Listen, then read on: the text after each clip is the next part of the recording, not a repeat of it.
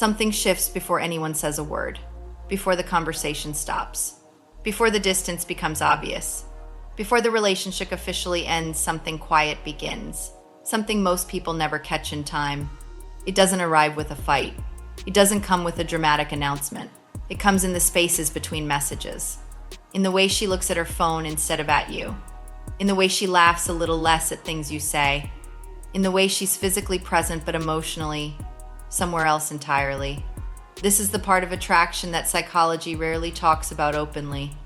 The slow, almost invisible withdrawal that happens long before anyone admits the truth. And the most unsettling part? Most men watch it happen in real time and still don't see it. Attraction is not a switch. People imagine it that way, that one day someone loves you and the next day they don't. That there's a single moment, a single reason, a single conversation that changed everything. But that's not how human emotion works. Attraction is more like a slow tide. It doesn't disappear overnight. It recedes, quietly, gradually, often without the other person even fully realizing it's happening to them. Psychologists who study long-term relationship dynamics have identified something they call emotional withdrawal. Patterns, the predictable sequence of behavioral changes that occur when someone's attraction begins to decline. These patterns don't happen randomly. They follow a specific emotional logic. And once you understand that logic, you begin to see things that most people overlook entirely. The problem is not that men are unobservant. The problem is that the signs are designed by human psychology itself to look like ordinary life. They look like she's tired. They look like she's stressed. They look like a rough week at work or a difficult conversation that needed space. And sometimes that's exactly what they are. But other times they are something else. The difference between those two realities is what this video is about. Sign number 1, the quality of her attention changes first. Before anything else changes, her attention changes. Not the quantity of it, not yet. She still texts back. She's still around. But if you pay close attention, there's something different about how she's present with you. When someone is genuinely attracted to you emotionally, not just physically, their attention has a specific quality. There's a kind of natural gravitational pull. They notice small things about you. They remember what you said last Thursday. They ask follow-up questions because they're genuinely curious about your life. When attraction begins to fade, that quality quietly disappears. She might still respond to your messages, but the responses feel different, shorter, less curious. The questions she used to ask naturally about your day, your thoughts, what you're feeling, those begin to thin out. Not all at once. Slowly, one conversation at a time. Most men don't notice this early enough because they're measuring the wrong thing. They're counting messages instead of reading them. They're tracking frequency when they should be tracking depth. Sign number 2, she stops sharing her inner world. There's a specific thing that happens in the emotional architecture of a relationship when someone starts pulling away, and it rarely involves dramatic silence. It involves selective sharing. When she was attracted to you, she shared naturally. The small frustrations from her day, the things she found funny at 11 p.m., the thoughts she had while driving that she wanted to tell someone. These weren't big conversations. They were just the texture of emotional intimacy. As attraction fades, the first thing that goes is voluntary sharing. She doesn't hide the big things immediately. She just stops offering the small ones. And those small things, those spontaneous, unprompted moments of sharing, those were actually the most important ones. Because they were the evidence that you existed in her mind when you weren't in the room. When those stop, something significant has already changed.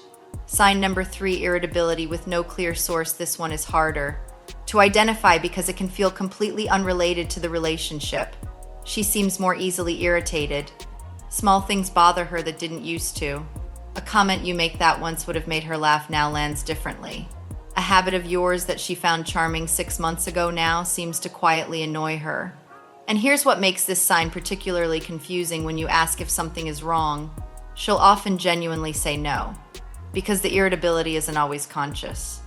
It's not a deliberate decision to be cold or harsh.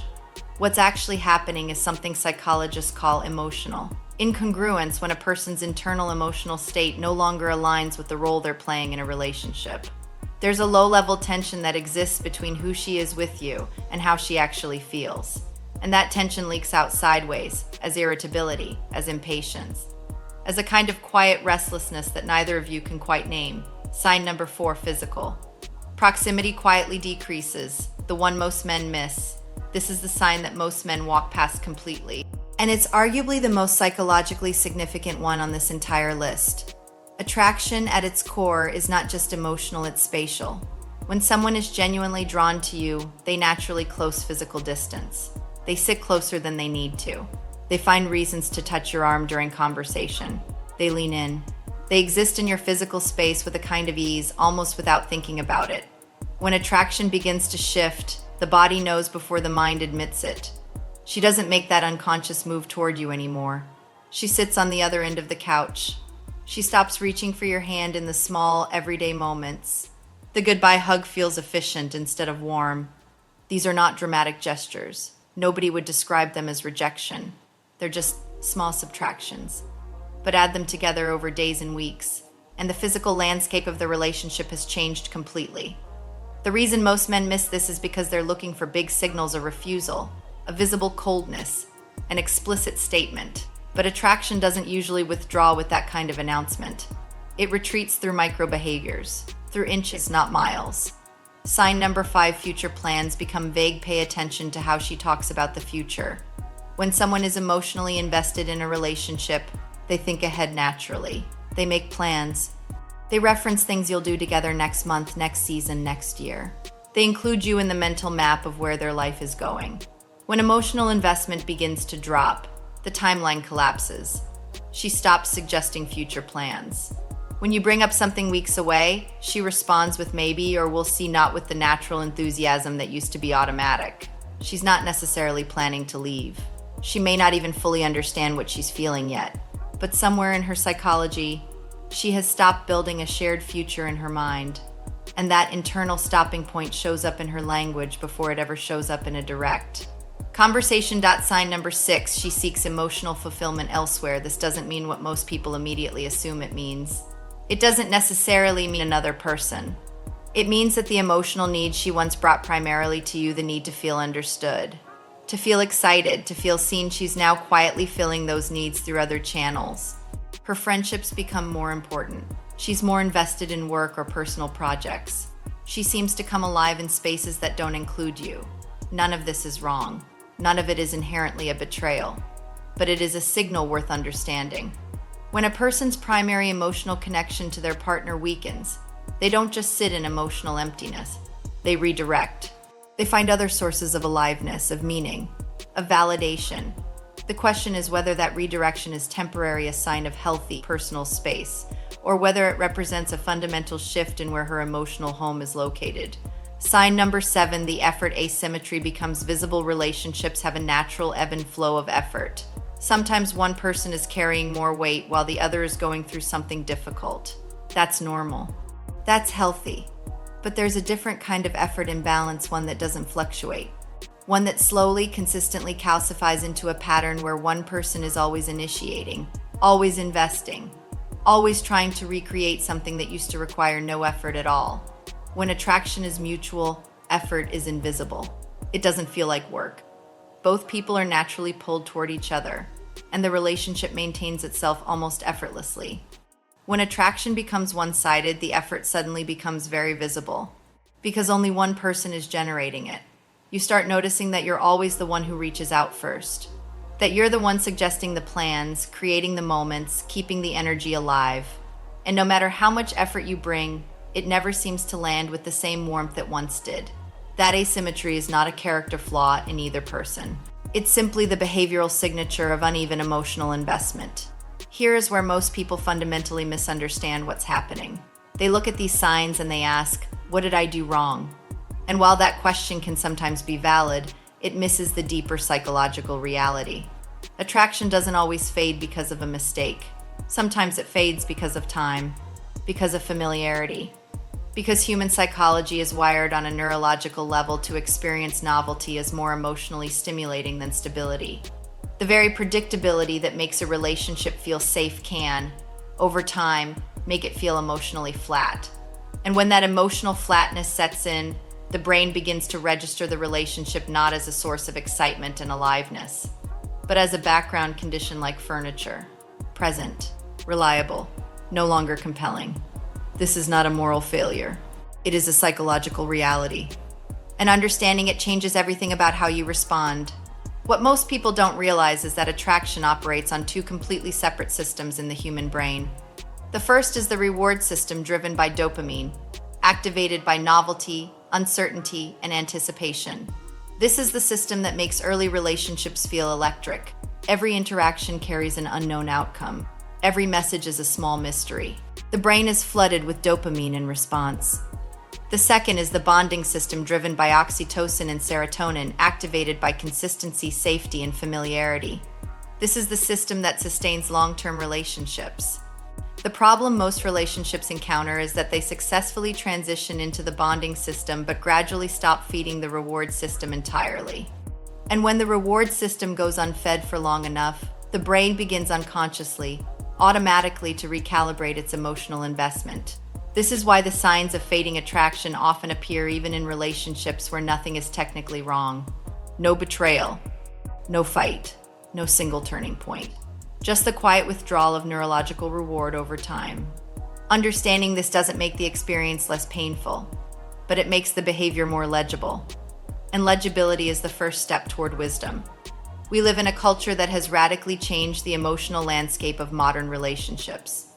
Constant connectivity means people are always one swipe away from novelty. Social media creates a never-ending stream of comparison: what other relationships look like, what other lives look like, what other options look like. This environment is extraordinarily difficult for long-term emotional investment to survive in, because the brain was never designed to maintain sustained attraction against an infinite backdrop of alternatives.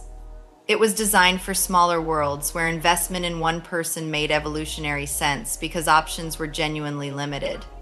Modern relationships require something that earlier generations rarely had to consciously develop: the deliberate, active maintenance of emotional novelty within a committed bond. The ability to keep looking at a familiar person and finding something still surprising, still unknown, still worth discovering. That is not a romantic idea. It is a psychological discipline. And the relationships that last genuinely, not just structurally, are the ones where both people are practicing that discipline when only one person is practicing it.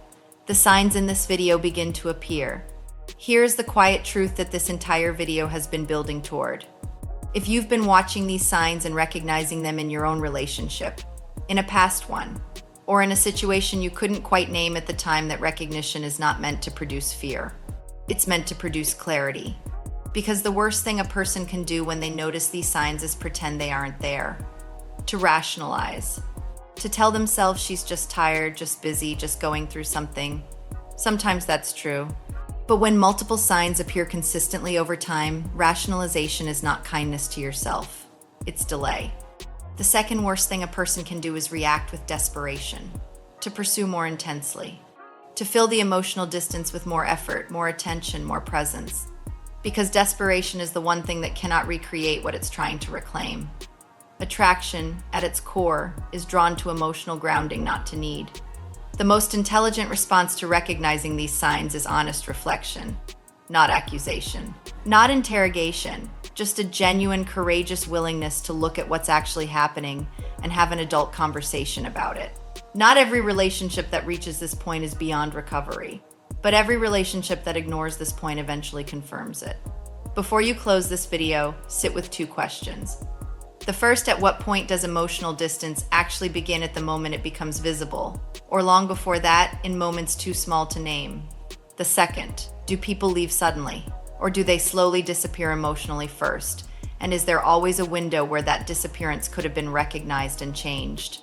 There are no easy answers here, only honest ones.